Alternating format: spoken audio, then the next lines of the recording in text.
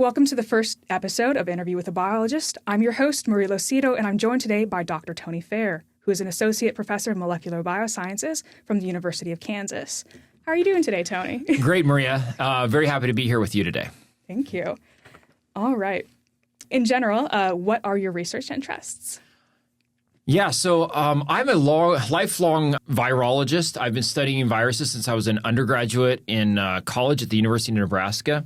And over time, that has sort of evolved into me mostly studying viral genes and how do viruses utilize their genetic material to, I guess, replicate themselves inside of a host cell and also cause disease, and mostly using animal models.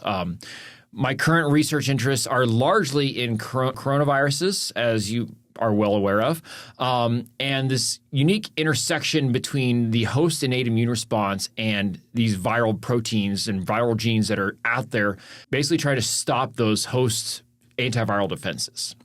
And we often call this what's called host pathogen conflict, where the host is trying to stop a virus in its tracks, but the virus is like, I'm not going to let you do that. So I'm going to develop my own genes that can basically directly counter those responses. And so that's where the area of virology that we're really interested in. So you are a professor here at KU. What classes do you teach? Yeah, so as a virologist, I teach all about virology. So actually I have both undergraduate and graduate courses that I teach dedicated to virology. And then is there a specific thing from any of those classes that you'd like to tell us about? I love viruses. We learn a lot about these. These classes are really packed with lots of information. They're very hard, actually. But I'll point out, at least for the undergraduate class, I work with Dr. David Davidow, who's also a molecular virologist here at KU. So you get expertise in multiple different areas of virology when you take this class. So you're getting information from the experts. In addition to what we teach, we actually bring in a lot of guest lectures to sort of enhance the experience of the student. So David will bring in a lot of clinical virologists, so the students get a little bit of clinical virology. I'm going to bring in some of the people working either at KDHE, and this year I'm actually bringing in a guest speaker from NBAF, or the National Bio and Agro Defense Facility, to talk about vaccine development and vaccine regulations that they deal with over there. And these opportunities give students a little bit of an idea of maybe what they might want to do in the future if they want to do something related to virology. So I think that's kind of one of the unique aspects of this class. But we cover a lot of different things. I have guest lectures that talk about plant virology. We'll bring in speakers from across the country sometimes to talk about their area of virology. So I think it's a very interactive class, and you just learn a lot about viruses. I mean, it's awesome that you're able to give our students such a wide range of guest lecturers and people to kind of look up to and realize that there's so many more jobs out there than what they can even think about. Yeah. It is really cool. And also, we try to bring a lot of research-based ideas into the class, too. It's not just memorizing facts, which is still a large part of it because you got to learn all the little intricate details. But we try to bring in some aspects of our research even throughout the class. So you recently published a paper called PARP14 is an interferon-induced host factor that promotes IFN production and affects the replication of multiple viruses in a very broad way. What kind of scientific topics does that research touch on? Yeah. So this will come back to my research interests, talking about the host response to viruses and as well as viruses' ability to counter those responses. So my lab I would say about 5 or 6 years ago, was really the first to identify a connection between this host response called ADP ribosylation. I know it's a lot, right? But I'll basically break it down into cellular modification. So our host cells basically start modifying our proteins, our genes, immediately once we detect a virus. And those things will trigger an antiviral response that can try to kill the virus. And so we, in this manuscript, really identified a new host human protein that is able to restrict virus replication. Oh. So that was really the first time anybody had shown that this protein could do this. And so that was really exciting. In addition, it not only restricted the virus, but it also enhanced what's called our innate immune response. And that's kind of tricky, but that's it's also called the interferon response, and I actually almost laugh when you said IFN. Because I probably should have written it out as interferon. And these are literally molecules that interfere, that's why they're called interferons, with virus replication. And so PARP14 we found is one of the a protein within the host cell that really amplifies the interferon response. And so I say in a broad way, we've really just identified a novel host factor that really helps us drive these antiviral responses. With that bit of starting point under our belt, can you go a little bit deeper into this recent publication of yours? Yeah, so I think that there's not a whole lot deeper I can go. I think I can state that the immune response, our innate immune response, is a major can be both great for us, like it's good for our responding to viruses. But as we also have lots of inflammatory diseases, a lot of autoimmunity diseases that are often triggered by overreactions or overstimulation of these antiviral responses. And so I think going forward, what I'm really excited about is the idea that PARP14 could be a target for not just virus infections, but also for inflammatory diseases, autoimmunity, diabetes is often an inflammatory disease. So actually I've started working with an investigator over at KUMC named Hubert Say, who does diabetes and autoimmune research. And so we're very interested in starting to parse out, does PARP14 play a role in those type of diseases and really broaden the depth of what our research is doing.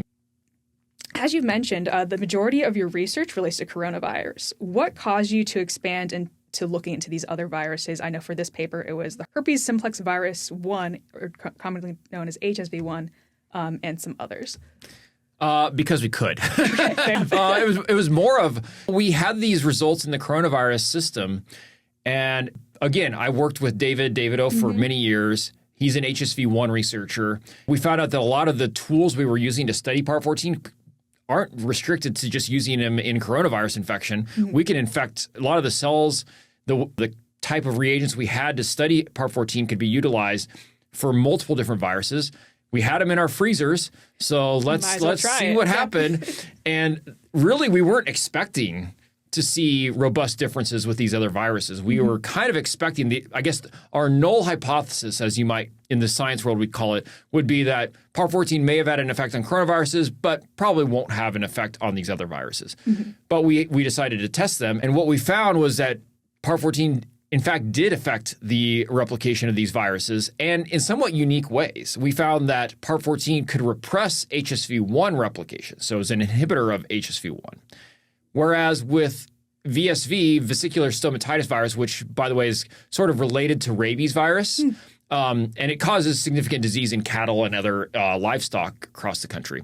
But with that virus, we found that PARP14 was actually enhancing its replication, which was completely unexpected and sort of just like where we ended the paper. It's like, we don't know. That's about what we found out. And it's like, okay, well, makes it duly interesting. I mean, it's interesting that they had such different responses too, to have something that kind of nulls it to something that enhances. Do you think that you'd consider going down further into that rabbit hole and discovering what further causes of that? Or yeah, absolutely. So I think it's a great point.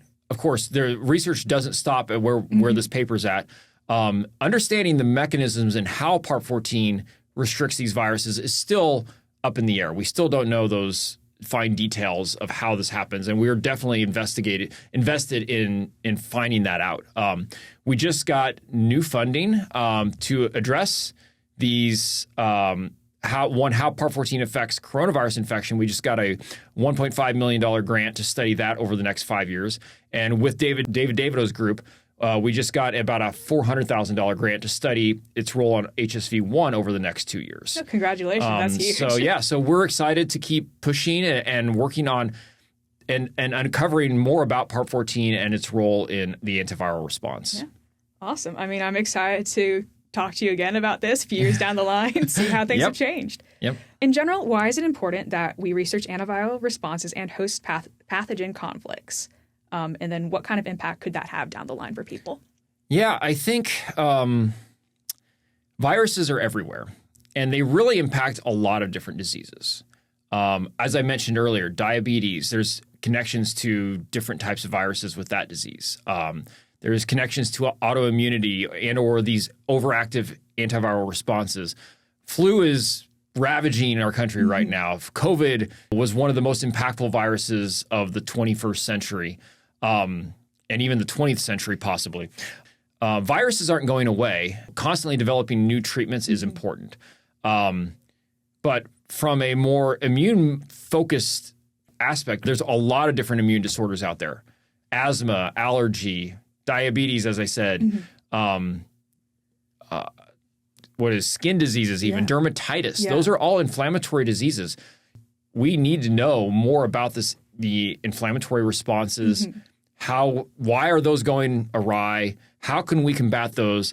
And I think we'll have a lot of positive health outcomes in the next 40 to 50 years, if we really dive into these different scenarios. Yeah, because in a way, like, your research is groundwork for further like medical discoveries into sort of pharmaceuticals, I would imagine. Yeah, absolutely. You know, we do basic research, although we do have an antiviral development program in my lab, so targeting some of the coronavirus genes. But yes, the cool thing though about these PARPs that we're working on in PARP14 is they are highly druggable. Right? They have really nice pockets. There are inhibitors actually out there for these compounds. So in theory, it wouldn't take terribly long to transfer these targets into potential therapies. Now, will they for sure be able to do that? Yeah. We don't know yet. We're still a long way from really nailing down whether this is a really good target or if something we learn about the pathways that it's involved in may be a better target, right? Yeah. There's still a lot of basic research that needs to happen before we really know what to go after. But the PARPs are druggable targets. Actually, there are a number of cancer drugs that target other PARP enzymes. And so there's a body of research that says that we can target these proteins, these human proteins, to better health outcomes. And I think that makes this area of research actually really exciting. It's something I've been really excited about throughout my career. And once I got into this area of PARPs and ADP ribosylation, and it really fascinates me. And I think it's something that will drive our lab for many years to come. Yeah. I mean, it's always great to have so much out there that you can continue to study and find out more about. Yeah, that's great. Yeah. This field really didn't take off until about 10 years ago, really about 2015. 2014, 2015, there were some major discoveries that really just started driving this field forward. And now we're seeing papers on PARPs and ADP ribosylation a lot more than we were 10 or 15 years ago when I really started this field. So in a sense, I've seen the field start from its infancy to now where we are today. And we're still a long way from some of the understanding this response, the PARPs and this host response, as well as we know some of the other responses that are out there. And so there's a long way to go, but I think that it's a very fruitful area of research. What methods did you utilize to find your results? Yeah, that's a great question, Maria. So in molecular virology, we use a lot of just straight knockouts. So we take some cells in a culture dish. We will infect them with our coronavirus, but a lot of times these cells are going to have a knockout of PARP14. So we're going to get rid of PARP14 and then look at what happens to better understand what is PARP14 really responsible for, right? We also got the PARP14 inhibitors that other groups had developed. So we got inhibitors of PARP14 that were able to really tell us what PARP14 is doing as well. So we kind of combined using knockouts of PARP14 in cells with inhibitors to kind of define what was PARP14 really doing in the context of the coronavirus infection or the herpes virus infection. So, so a lot of just cell culture combined with virus infections, viruses that we created or David O had, and just measuring outputs of these host responses. So we measure those outputs by measuring the amount of virus that's produced or measuring the amount of interferon that is produced from the host cell.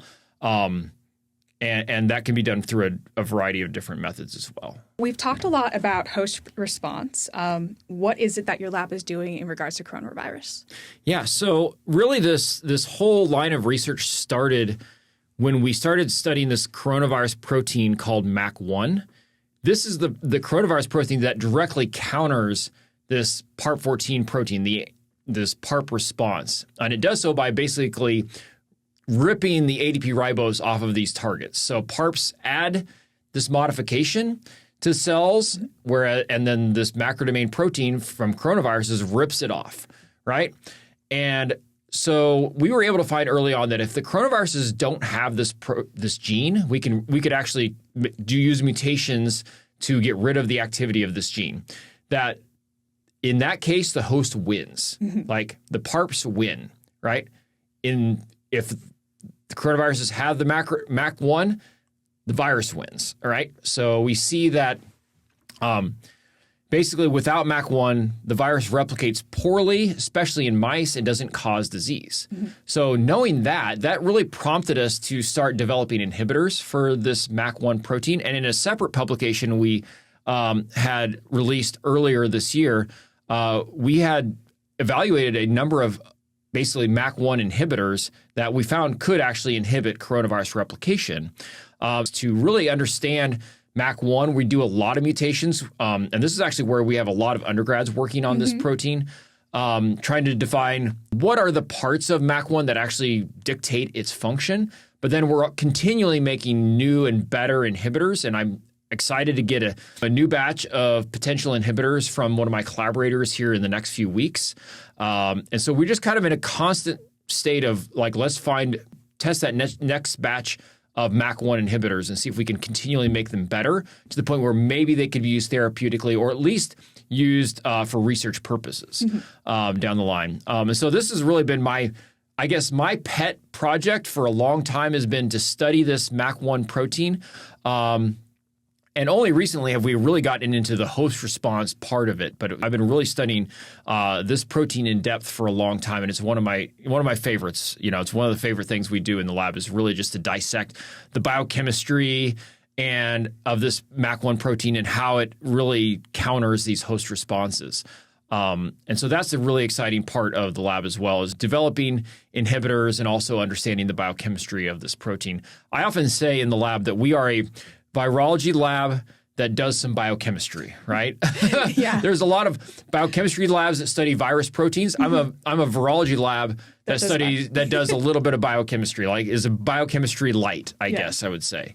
But it's really fun. So we get to kind of touch on do work on the virus side, but also on do some in vitro biochemistry on how this protein functions at that level. So pretty cool. Thank you for joining us today, Dr. Fehr. Really appreciate it. And yeah, thank you for giving us a deeper look into your research. Absolutely. Thank you very much, Maria.